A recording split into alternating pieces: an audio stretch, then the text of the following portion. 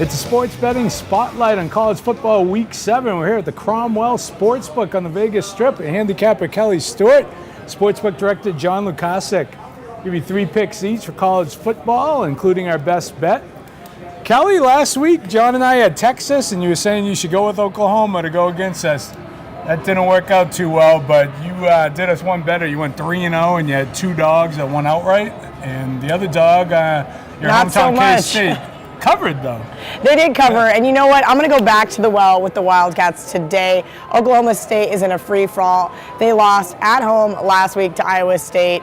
It has just been a rough time in Stillwater, yet here they are laying a touchdown on the road in Manhattan, Kansas. Why? Because the betting public knows how bad this Kansas State team is, because they are that bad. They're just not bad enough to be a touchdown at home. Don't forget, Skylar Thompson and company went into Stillwater, won this game as 3 touchdown dogs last year. K-State now 6-1 in their last 7 versus the Cowboys. If K-State wants to salvage any part of their season, they have an opportunity to do so on Saturday.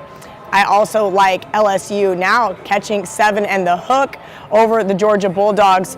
While the Tigers did walk out of Gainesville with a loss, there were a few crucial plays if you watch that game that means a game could have went the other way. That late pick 6 by Joe Burrows, probably my fault. I was on another show and I was touting how great it is that he doesn't make mistakes. You jinxed it? Yes, I did. So I'm gonna hope this team is gonna have a bounce back. They have a chance here to still play spoiler. I don't think a 1-loss LSU team has any chance of getting into the 14 playoff, but they can still beat this Georgia team. I think that this line is a little bit shorter for a reason. Georgia has been blowing out everybody, and this is one of the best offenses that Georgia has seen in terms of just keeping it simple. Georgia has got to play Missouri, and besides that, not so many other teams. All right, sounds good. John, who do you have? My first one I have is Texas A&M -2.5 at South Carolina. Yeah, Texas A&M 4-2. But I mean, look at their 2 losses. I mean, they lost to Clemson, they lost to Alabama, right?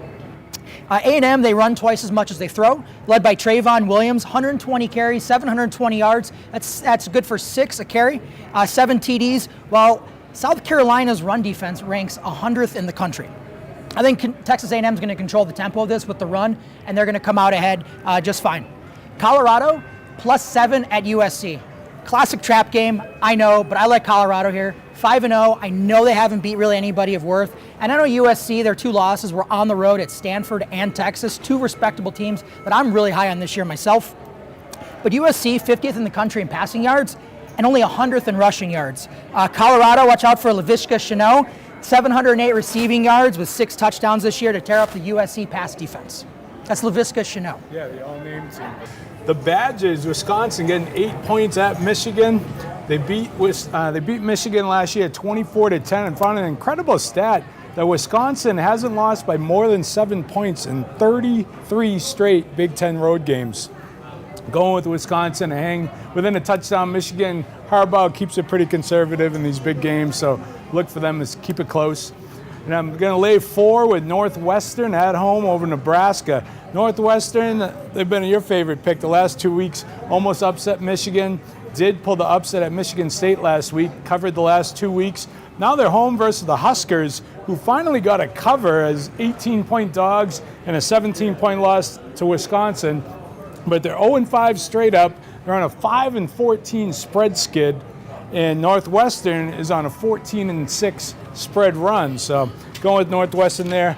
Who's your best bet, Kelly? I'm going to keep this situational, and if you've been watching these shows, I don't even know how long I've been doing these shows, like 6 years, you've definitely heard me talk about Ames, Iowa. Ames, Iowa is dreadful. I don't ever recommend going there, especially if you're a good, undefeated football program.